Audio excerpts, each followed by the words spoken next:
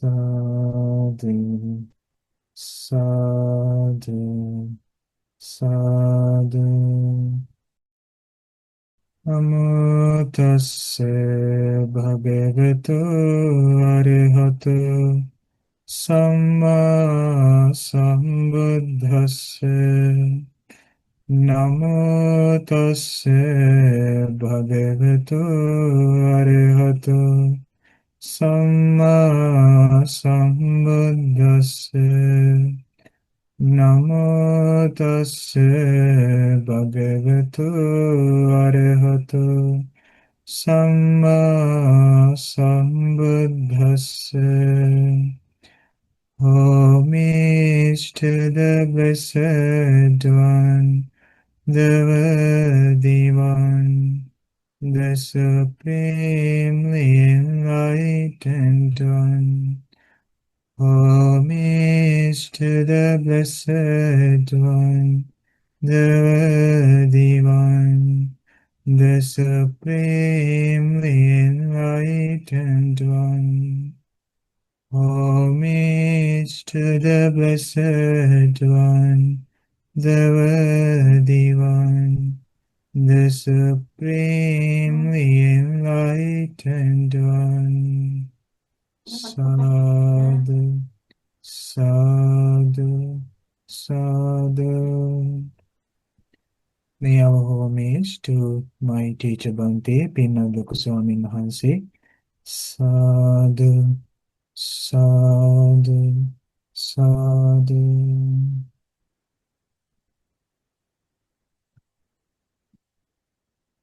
Today, friends, we are going to continue the last week's sutta, our discourse about what was it about actually? Do you remember?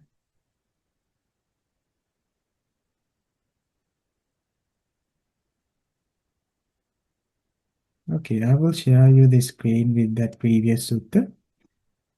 The sutta's name was Contemplating the Body, which means meditations focused to the body, such as breathing, posture, and so on. Contemplating the body is another word for Kayanupassana, which means mindfulness of the body.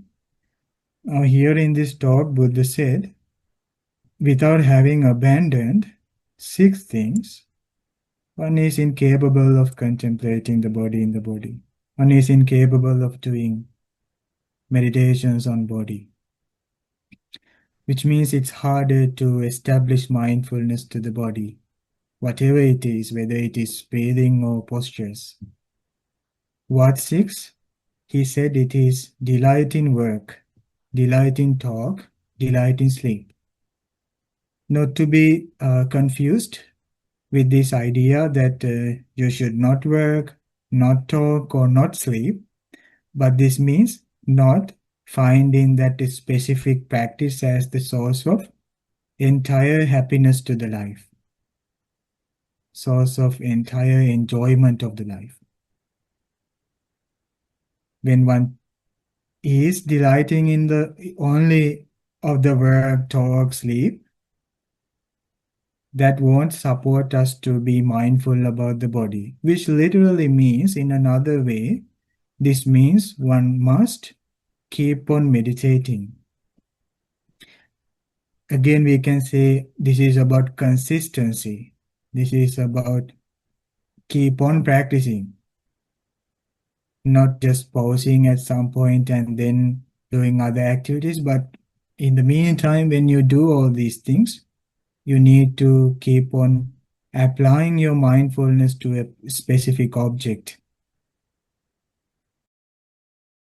Now, Buddha said, delight in work, delight in talk, delight in sleep, delight in company, which means gathering together for such a purpose, like only to talk, only to work, or so on, won't support us to meditate peacefully with the body. And we already studied about that first four. And today we will study about this thing, not guarding the sense doors, not guarding the doors of the sense faculties, not guarding the doors of the sense faculties. We will study about this because this is a kind of hindrance, it's a kind of a block to our mindfulness training. So we must understand about this guarding the doors of the sense faculties. So without knowing about this enemy, we cannot fight with this. So we need to know about this. What is this guarding the doors of the sense faculties? In Buddha's language, it is called Indriya Sangvara. Indriya Asangvara means the opposite, like not guarding. Indriya Asangvara. Okay, we will study about this. Before we go to that, can you tell me, how do you understand about this guarding senses? How can we guard our senses? How have you learned about that before? I haven't talked about this with my friends, but this is very crucial, very important to mindfulness.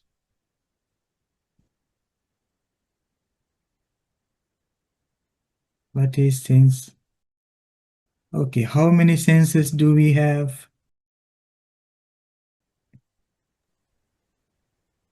6 senses, Bhante. 6, 5. How do you see this? 5 or 6?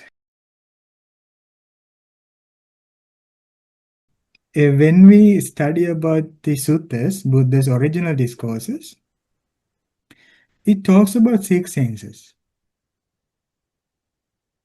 2600 years ago, they used to talk about 6 senses. Sometimes in psychology, in science, sometimes in some other studies, we see 5 senses. So what is the 6th sense? The mind.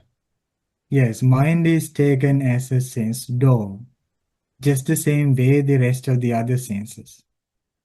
We have eye, we have ear, nose, tongue, body.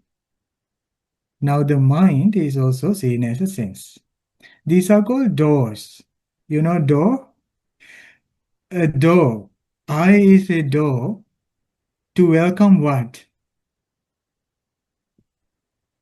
Sights. Sights, photos, pictures, people, animals, vehicles, pizza, cheesecake, whatever there are that we see through the eye, that the eye acts like a window. Okay, this is the first sense. The ear is also a door. To what? Sounds. Sounds, whatever the sound. It can be music, it can be someone talking to us loudly, it can be something make us angry, a word. That's a sound. So the ear is the door for the sound. The rest of the others, like the smells, the nose is a door to the smells, tongue is a door to the tastes, and the body is a door to tangibles, whatever touch sensations. Now the mind. How about mind? How does it work like a door? Thoughts. Only thoughts? Feelings. Yeah, Yeah. perception. Emotions, memories, bad memories, anxieties, stresses, emotions. As an umbrella term, it is said as mental objects. If we say mental objects, everything included in that. Because that mental object carries sights, sounds, smell, taste, touch. Is this becoming complicated? I hope not. Not yet. Okay, not yet. Now, there are memories. There are some information we took through the other senses, the rest of the five senses, that stays with us as a mental object inside of our mind. Now, the mind acts like a door to these mental objects. Okay? Now, six senses. Please understand mind as mind. In this case, the mind is the center. The mind is the most powerful in this case to the rest of the senses. So the mind can act around all the other senses, and the mind is like a house that all the beings gather, all the people gather. So the mind has this power to recall about the mental objects. Okay, let's stop it here. Now the six senses: eye, ear, nose, tongue, body, mind. These are doors to the external objects of the senses. Okay. Now Buddha say, without restraining these sense doors, you won't be able to meditate. You won't be able to meditate or focus to the breath. Okay. Now how to restrain it?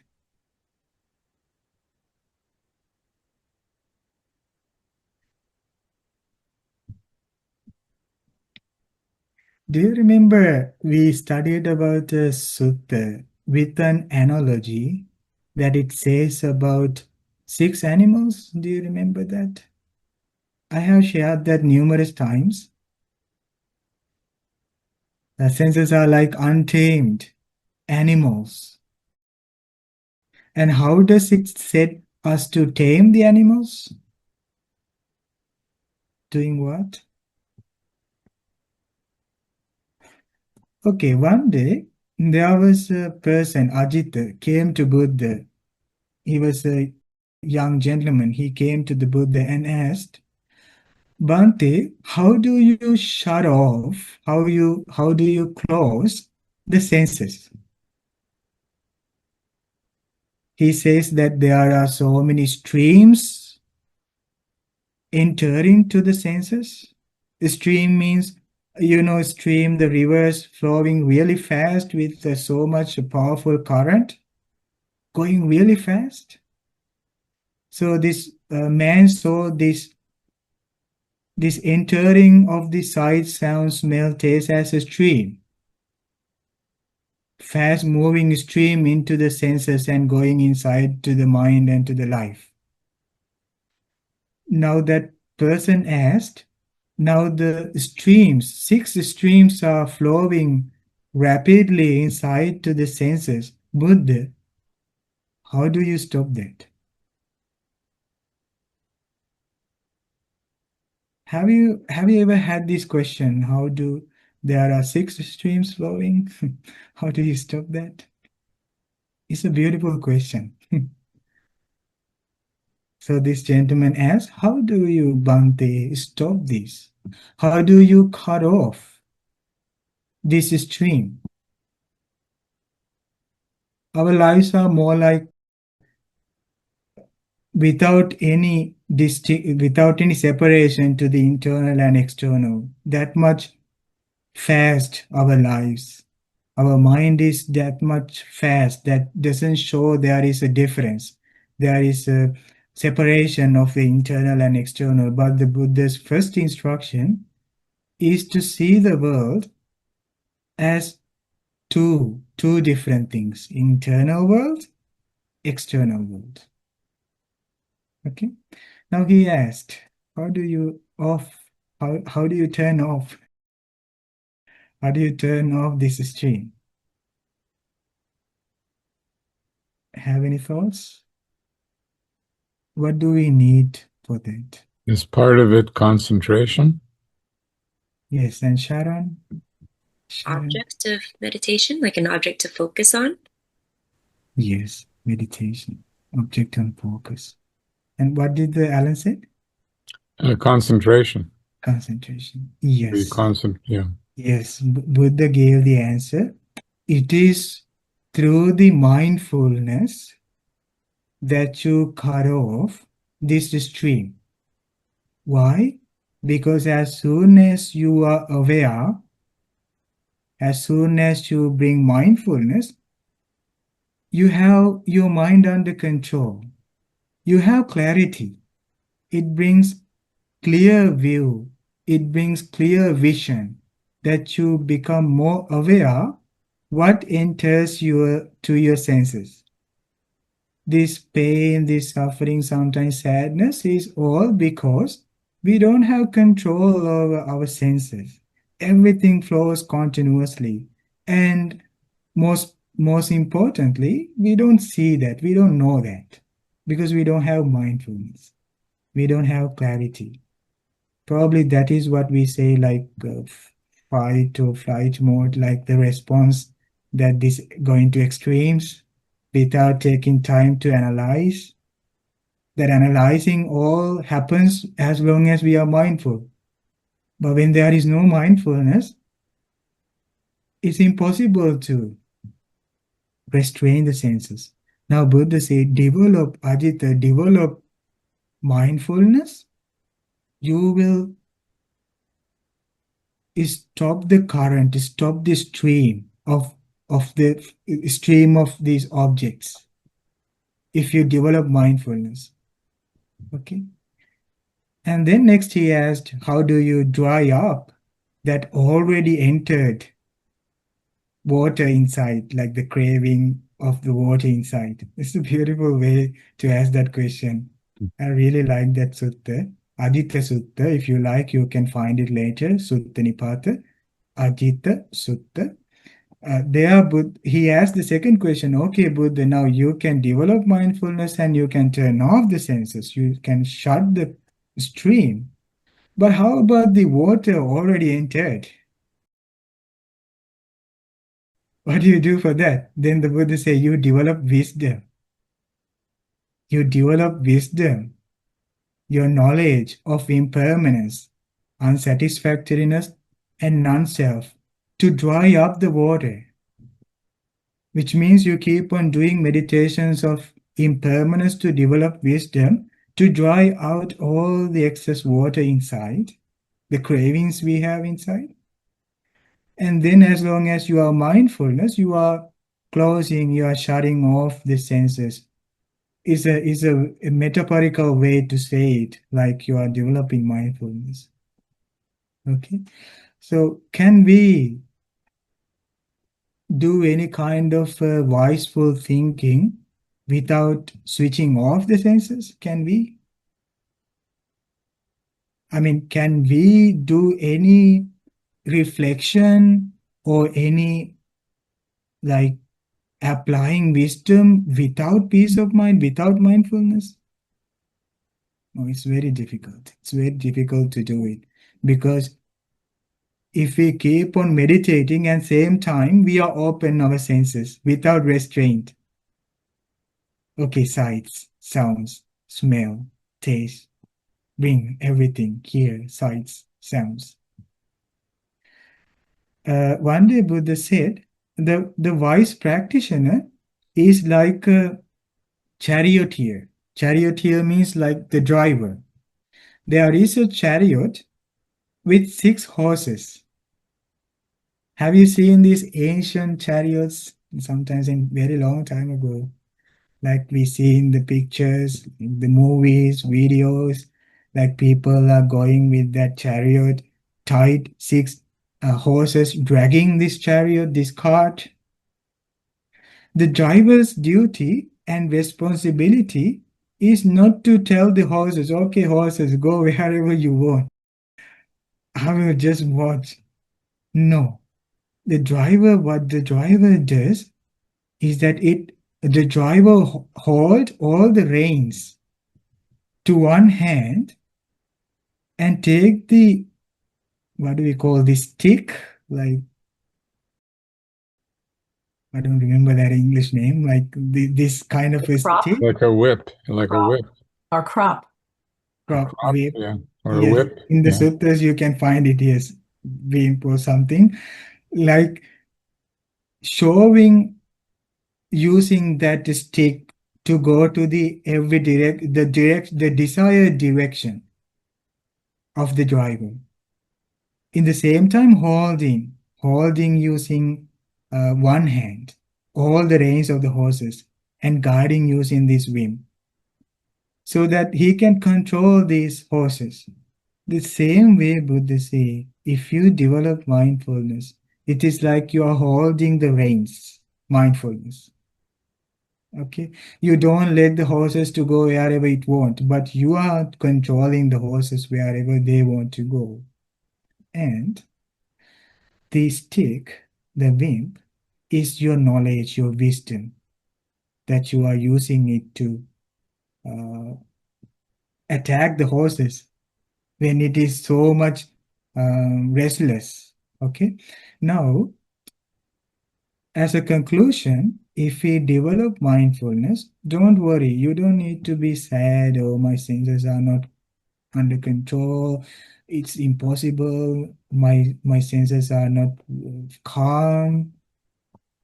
But if you keep on meditating, if you develop mindfulness, there will be an opportunity for you to control the senses. I have seen sometimes when people join to the meditations, when they come to the meditation, they are coming to the meditation with so much restless mind, with so much restless senses.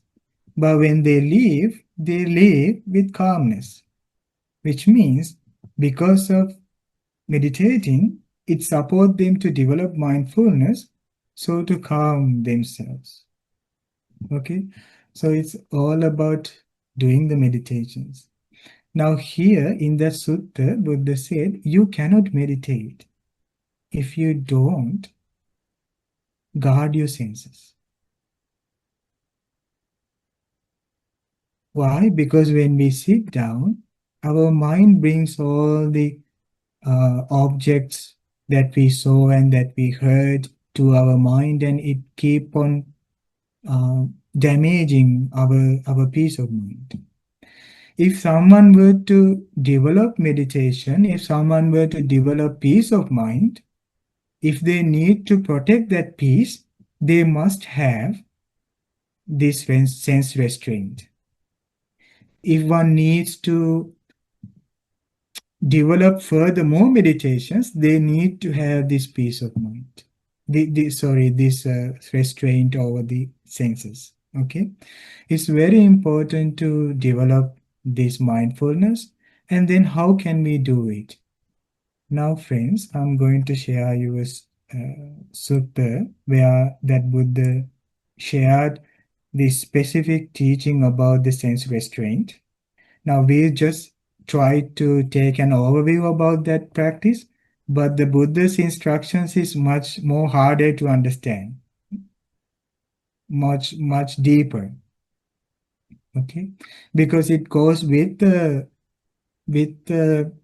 contemplative knowledge, with the kind of a practice. Okay, before we understand, we need to know that this is taught by the Buddha and this is the exact practice. I need to first trust the practice, and then I will start to do it. Then over time you will get to know more about that, because it will reveal you.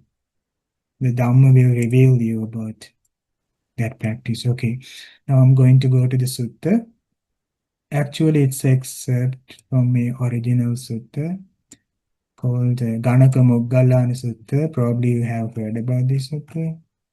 Ganaka Moggallana Sutta. An accountant came to the Buddha. No, he was a teacher. Yes, he was a teacher, came to the Buddha. He was a teacher, teach accounts. And he came to the Buddha and asked about this gradual training in you, Buddha. How do you teach the practitioners? And then Buddha taught that you first ask them to practice the sila, virtue, to guard their body and speech. And after that, I teach them to practice the sense restraint. Okay. Now I'm going to share you that instruction that the Buddha given to this man about sense restraint.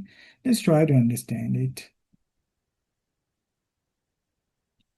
When Brahmin, the bhikkhu, is virtuous, which means as long as that person is protecting the precepts and seeing fear in the slightest fault, trains by undertaking training precepts, which means this is very important to go to the sense restraint. One need at least to observe the precepts. Otherwise, the person won't understand this, because there should be some level of guard to the actions of his speech and body in order to go into more inside. Then the Tathagata disciplines him further. After the precepts, Tathagata means Buddha, another word to the Buddha, disciplines him further. Now, this is the practice, okay? To the guard the senses. Come, bhikkhu, guard the doors of your sense faculties. First, Buddha said to this practitioner, the monk who entered to the ordination, now you guard the doors of your sense faculties. Guard your senses. Now he explains, on seeing a form with the eye, do not grasp at its signs and features. Okay. He say not to take special things. What are they? Signs and features. Which means among the sights, let's take idol, we see the sight as the object. Among the sights, there are some signs and features among them, which means the shape of the sight. Let's say a man or a woman, the shape. And the features. Features means the color of the hair, or the color of the lips, or the color of the nails, or the shape, and the way of the shape, and the color of the clothes, and so on. So there are features, detailed features. Now he say, do not grasp at its signs and features. On seeing a form from the eye, do not grasp at its signs and features. Okay, you'll understand and you'll study this, how that can happen, how it is possible to not to take signs and features, because it is such an immediate, right? Since if you were to leave the eye faculty unguarded, evil, unwholesome states of covetousness and grief might invade you. If there is a sign or a feature among the sight that brings you covetousness, let's say greed, too easy to understand, covetousness or the greed, and grief, grief means sorrow, might invade you. Practice the way of its restraint. Guard the eye faculty. Undertake the restraint of the eye faculty. If there is among the sights, features, or signs that brings you greed or brings you sadness, sorrow,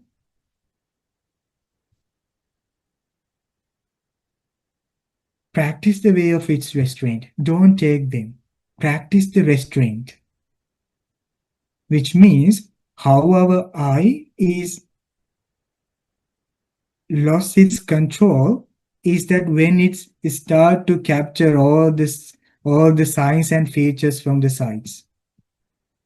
When we see something, let's say we see a person, then our eye goes to this person and take the colors and the shapes of this person or any other thing like a food. So it's the natural way. It's natural. Our senses by nature are distracted. Our senses by nature are grabbing all the signs and the features. But when it comes to the restraint, this person does not take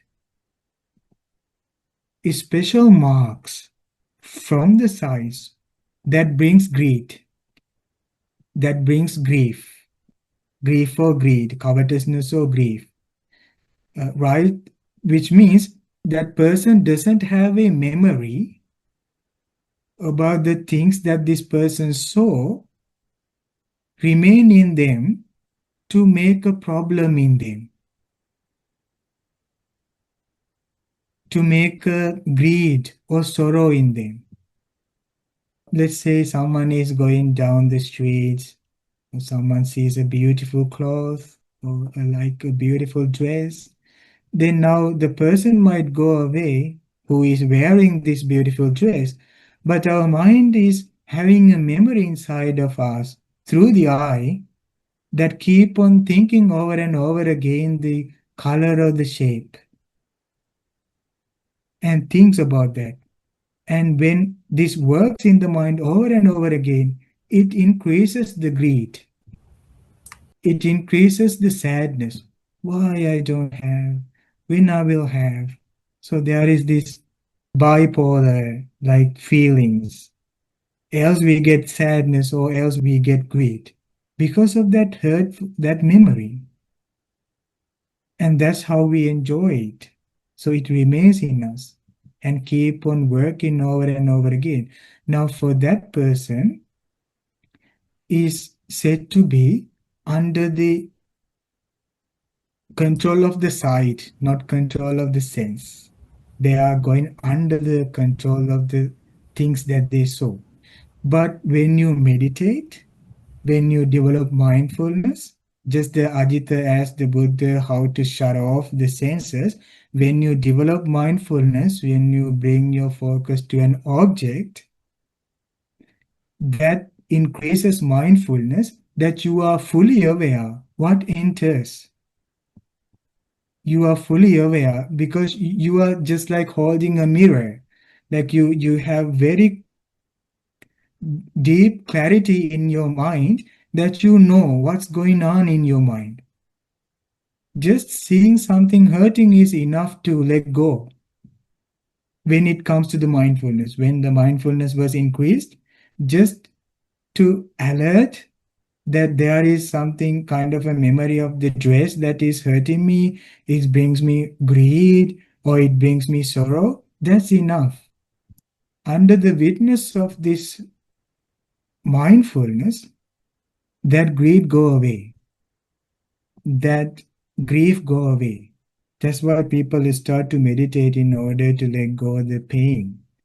Because when once develop the mindfulness, that support to bring the clarity. So then they realize this is unnecessary for me to hold. Okay. Now the sense restraint is that one guard the eye not to chase after these sights, which brings covetousness and grief, which brings greed and grief. To do that, one meditates, develop mindfulness. Okay? Practice the way of its restraint. Guard the eye faculty, undertake the restraint of the eye faculty. So on for the hearing sound, with the ear, smelling odor, so on to the rest of the other senses. I won't go into those at this moment because to reduce the confusion. When it comes to the meditations, the reason why in that sutta Buddha said cannot meditate on the body when you have lack of restraint over the senses, when you don't have restraint over the senses, the reason is why in that moment our mind is completely occupied, invaded, a special word here, invaded by either by greed or by grief. Not only from the sight, but it could be from one among those senses. There is a big distraction inside going on inside. And that's what people say, my mind is so restless and it's wandering. It's because it's bringing so many information through the senses because we were not aware. Now Buddha say, if you are addicted to that, you won't be able to meditate. Once you meditated successfully, you'll reduce this distraction. Okay. If you need, you can write this down. Yes. You see, there are so many things packed in here in these few lines. You'll understand this more if when you meditate. The days that you spend like 3-day retreat, you are out from so many stimulations to the senses. You are in a quiet place, you are in a peaceful place. Maybe you are in a monastery for 3 days. Then when you go back to your world, you are going with some kind of mindfulness that you hardly awakened. And if you don't protect your senses, you won't be able to meditate, you sustain your mindfulness. Do you remember the story about this cat? Remember that story, the cat and the mouse? There was this hungry cat, and then the hungry cat saw the mouse. The mouse was going out to find some food, and the hungry cat was in hunger for many days without seeing any food. All of a sudden, the cat saw the mouse, and without thinking twice, without chewing, the cat swallowed the mouse. And the mouse was alive inside. And mouse thought, okay, I will teach him a lesson. Or probably two. And then he started to scratch all these intestines in the belly of the cat. So they said that else the cat would die, or else the cat, if survived, will go with a deep pain. The same way when there is a monk, Buddha say in perspective of the monk, so he go out and then he sees some kind of a sight. And because he was not focused to the body, to the posture meditation, he started to grab all the things he see, and it's just like a mouse entered. And then he come back to the monastery, but his mind is always working about this sign, the feature, the color or the shape that he saw.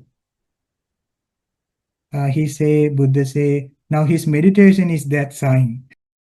He's living with that meditation of the sign and the feature of he took.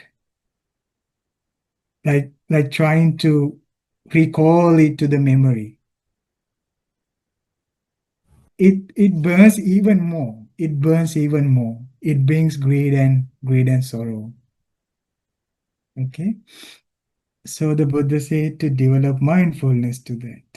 Now I'm going to, we have 10 more minutes. I'm going to share you a story to understand this more easily.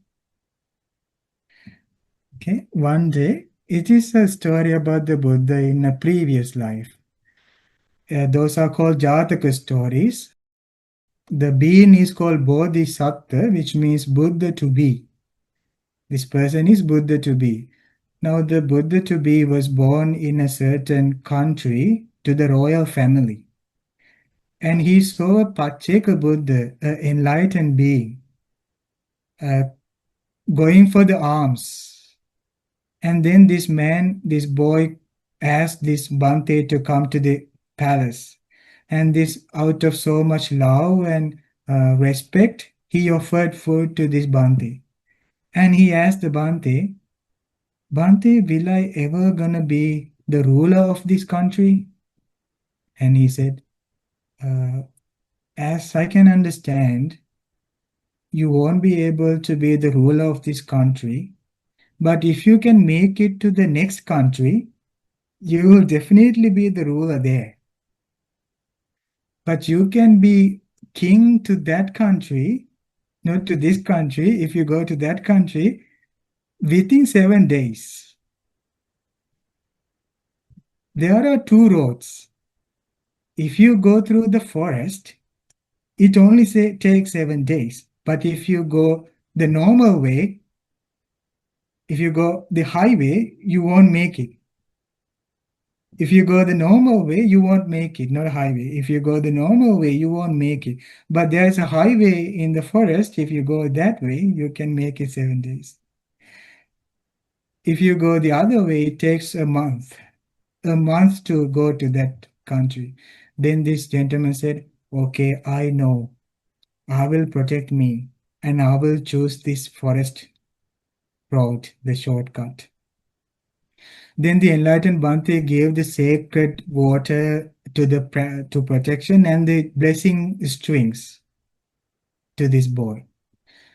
And the friends of this boy heard that this boy is going to the other country and he is going by himself. And the rest of the other friends, there was how many? 5 friends.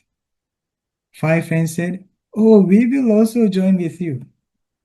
And then this boy said, no, you won't join with me. It's a very dangerous work. It's a very dangerous road. Because the enlightened Bhante said that there are in the forest evil beings like the demons eat the human flesh. And that forest is inhabited to these demons. So this boy said, no, friends, don't join with me. If you were to go with me, if something happened, I cannot protect you. What happened if we are in a misery? So please don't join with me. And then the 5 friends said, don't worry. We know how to protect us. Are you nuts? We know how to protect. And then he said, okay, if you say that you know your protection, if you take care about yourself, and if you live mindfully, if you follow me with mindfulness, it's okay. You can come with us, come with me. So then they joined. Now, how many there? 6 friends. Now they are going through the forest, and all of a sudden, in the forest, now it said that there are, in the ancient text, it said ogresses. Ogresses means female demons. Okay. Now these demons was changing their shape. One demon was there changing the shape to a beautiful girl with beautiful appearance. Among this pack, among this group, there was a one boy so much addicted, so much desired to see these beautiful sights. And so this demon showing a beautiful, like a magic, because it said that the demons can show the magic. So a magical, like sensually arousing, like a form. And now this group is going. And then the boy, so the boy who is so much craving to the sight saw this. And this boy was slowing down now. And then the leader asked, what happened? What happened to you? Why are you getting slower? And then this boy said, it's very tired. My legs are so tired. I feel so tired. So I will stay and take some rest. And then the gentleman, the leader said, are you crazy? Are you going to be caught up by that demon? Didn't you tell that you protect yourself? That's not true. That's a magic. Don't go and caught up. And then this boy said, whatever you say, I don't come with you. I will stay here. And then he said that this demon took this man to this boy and devoured the flesh. And then the boy was died. And now how many? The 5. 5. Now 5, because there were 6. Now one was addicted to the sight and caught up. And there was other 5, and one heard a beautiful song. Someone is singing a beautiful song in the forest. And he kind of slowed down. And then the leader asked, what happened to you? I'm very tired. I will take some rest. And then the leader said, are you crazy? Don't go and don't caught up. And then he said, Whatever you say, I don't listen to you. I will stay here. I will go and listen a little bit. And then he caught up. And then he also devoured. He was devoured. And the smell, there was a beautiful fragrance in the forest. And this guy caught up to that. And then later there was a beautiful food. A demon was showing the beautiful food. And that demon was also caught up this man. And then there was a little while, they saw there were mattresses, cushions, mattresses, and beautiful place for the touch. And then this boy slowed down. And then the leader asked, "What happened to you?" And said, "Just wait, I will be here for a second, just wait." Then he also got caught up by this another demon.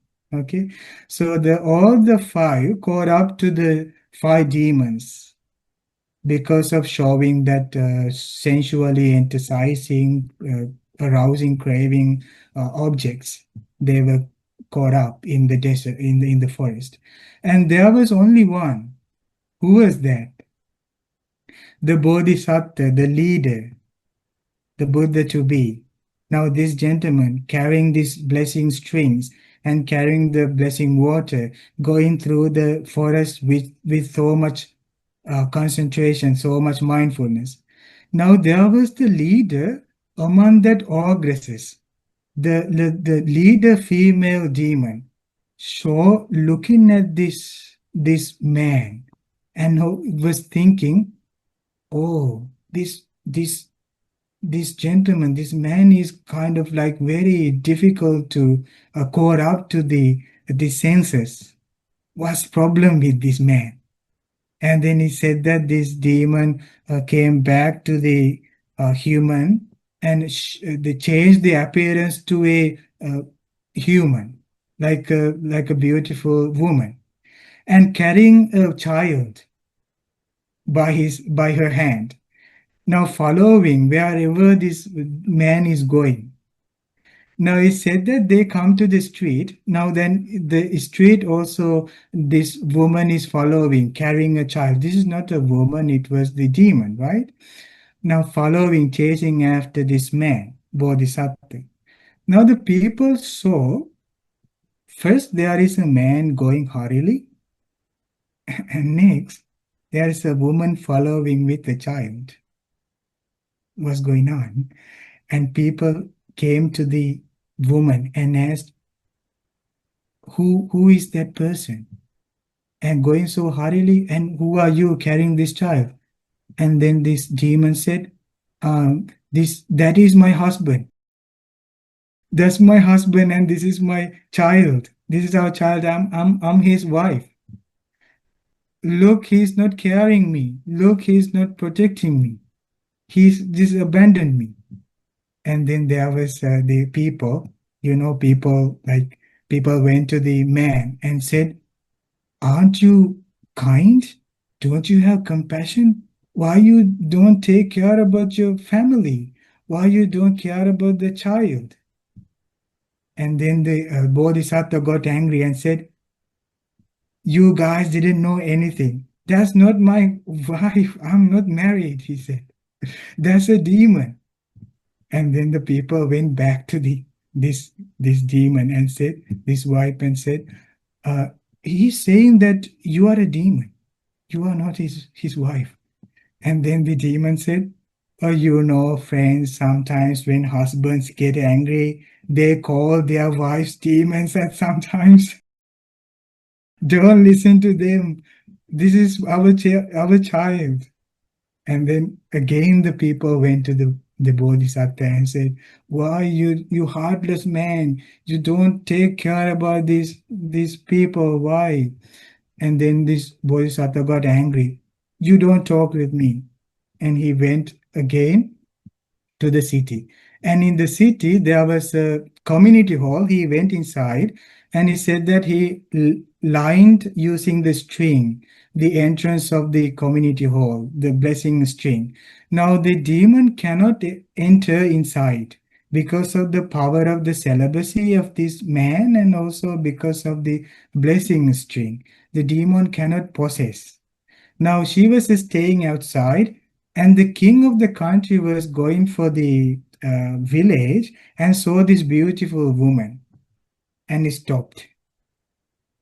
Asked the servant, go and see whether she's married or not. That's how this text is saying, right? Then he said that the servant went. Because the king didn't know anything about the sense restraint, mindfulness, so then the servant went there and then the servant asked, who are you? Then the demon said, I'm his wife inside the community hall. This is our child. But he's not taken care about me. And then went to the man and asked, who is that? She's a demon. Don't go. She's a demon. And then both news went to the king, and servant said, the woman says that is the husband, and the husband said that's the demon. And then the king said, okay, anyway, if someone is not married, not protected, so I can take.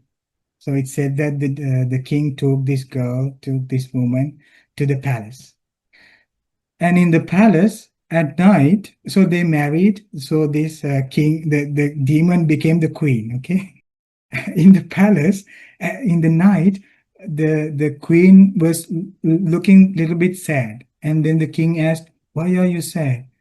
I'm sad because uh, if people were to tell us that the king took a woman from the city who is not belong to anyone, so the citizen will start to criticize me. I cannot bear that. I cannot face to that.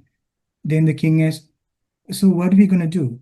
Then the demon said, if you give me the authority over the kingdom for 10 kilometers, as I remember, uh, so if you give me the authority, so I can tell people that I own this kingdom.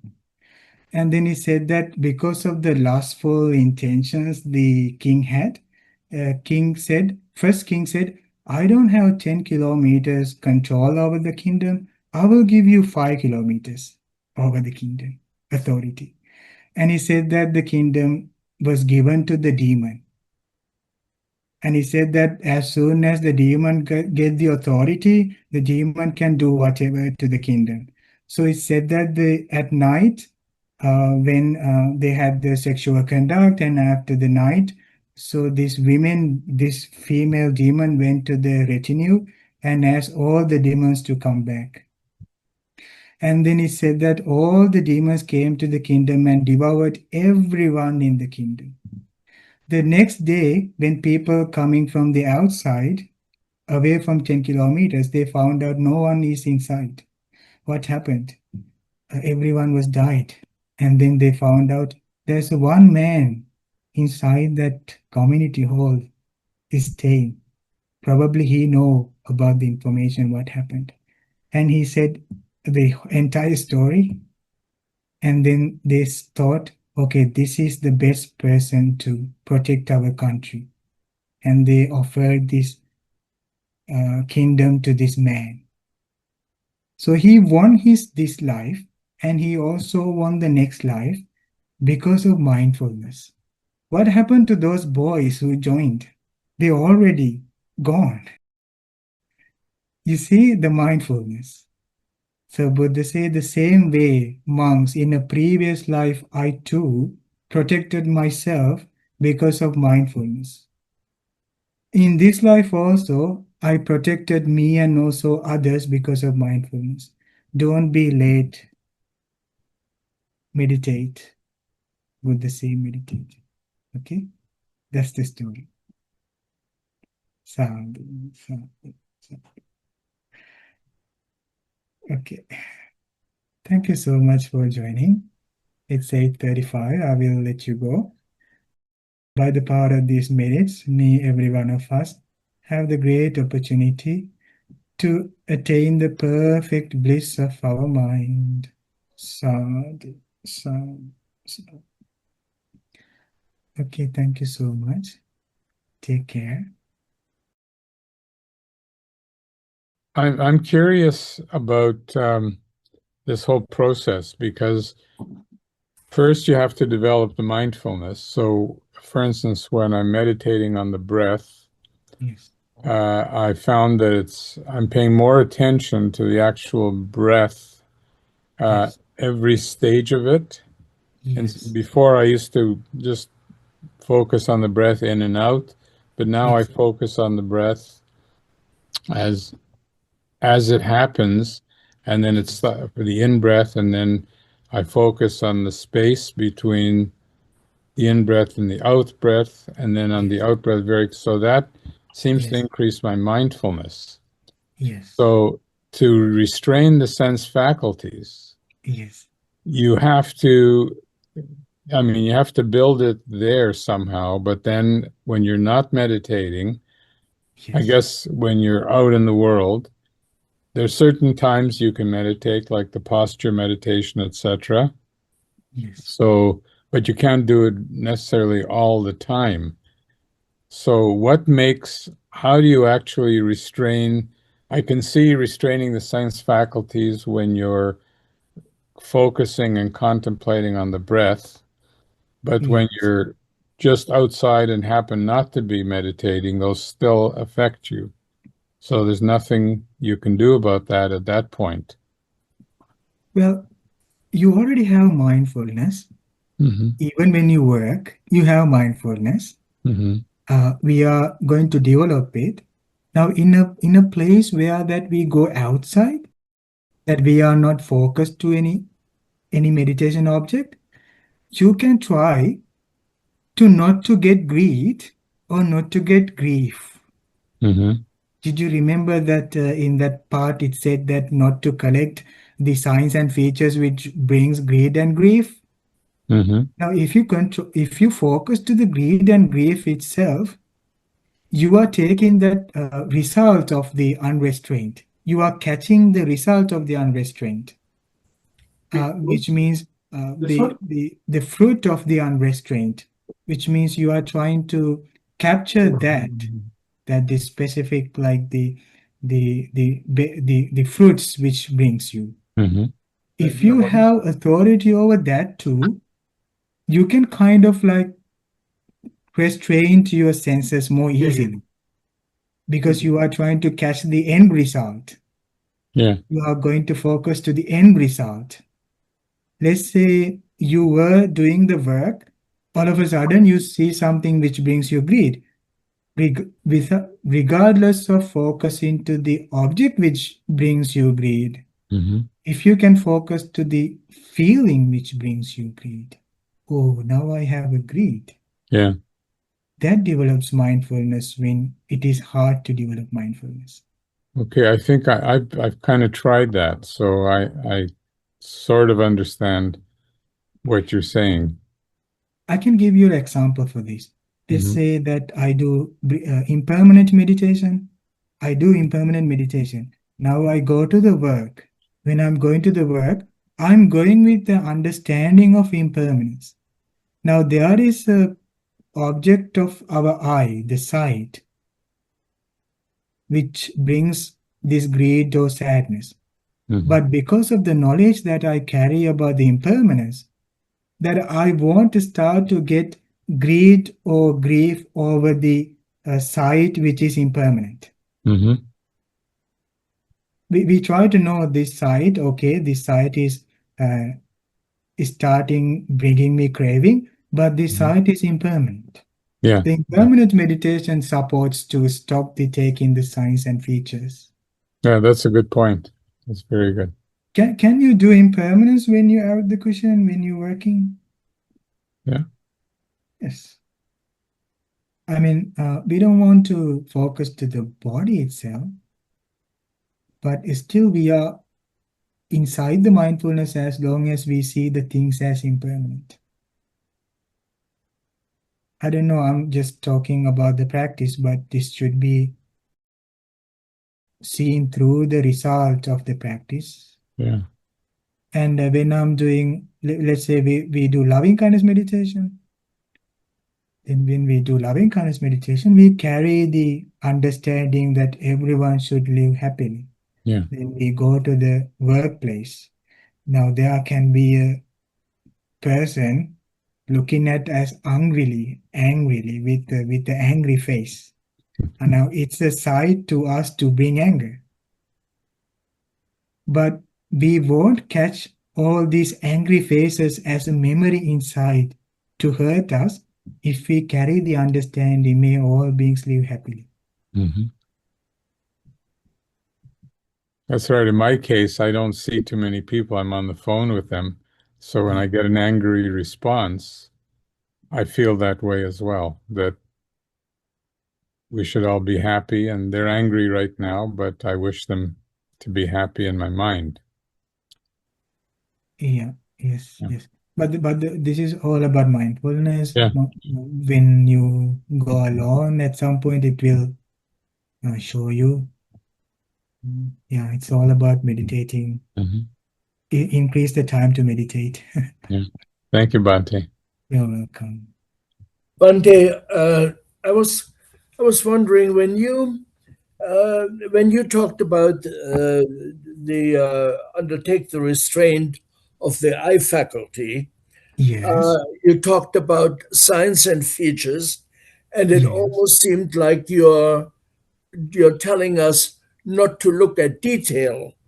I think in our previous teaching, it yes, was always do not become attached. yes. Mm. Mm, So, do you know when you explained it earlier today, yes, you said don't look at the fingernails, don't look yes. at the lipstick, and so on. And Yes. I I mean, don't think we can avoid seeing something, but it is no, a you are matter not. of not becoming attached. Not at all. Um, you won't practice like not looking. It's not that you don't look or don't hear. Mindfulness is like another vision about your life. It's like more clarity about your life. I, Um, let me I see believe I if I, understand the mindfulness part, but yes. I do not understand how can avoid not seeing or not hearing. Uh, in the same time, when you develop mindfulness, you still see in detail, but the problem is not seeing in detail or not in detail. Problem is covetousness and grief. Problem is inside of us, we have negative greed and negative grief. You only have problem with these two. Rather than that, otherwise, when you see whatever in detail, no problem. Whatever here in detail, no problem. Mm. Problem come to you as long as you have covetousness and grief. And through the mindfulness, you stop that covetousness and grief and taking up the signs. I mean, it's more like a clear vision over your mind or your senses. Because one day a person asked the Buddha asked him with another religious practitioner, how your teacher, Buddha asked, how your teacher Uttara teach you about sense restraint? And that Uttara, the boy said, Buddha, my teacher taught me, they are in a different religion, my teacher taught me, you close your eyes when you see a great sight. You close your ears when you hear a beautiful sound. You close them. You don't see. And the Buddha say, does that mean, Uttara, for the blind person that completely restrained the eye? Does that mean a deaf person is fully mindful, restrained? No. Mindfulness is mindfulness, the clarity. You still hear whatever people say, but you don't get angry. you don't get covetousness, you don't get grief. How do you do that? You stop collecting the features through the mindfulness, not just like stopping going through the details, but it's not taking special marks which keep the memory inside to fuel up your covetousness and fuel up your sorrow, your grief. I don't know how we talked a lot, but as we go by, we will understand this. Thank you, Bhante. Thank you so much. Namo Buddhaya, friends. Take Namo care. Buddhaya. Namo Buddhaya, Bhante. Namo Namo Buddhaya, Buddhaya, Bhante. everyone. Good night. Namo Buddhaya, Bhante. Night, everyone. Salam salam, Namo Bhante. Buddhaya. Namo Buddhaya. Yes, See you bye. next Bhante. Thank you, Bhante. Thank you, You're Bhante. welcome. Thank you, Bhante. You're welcome.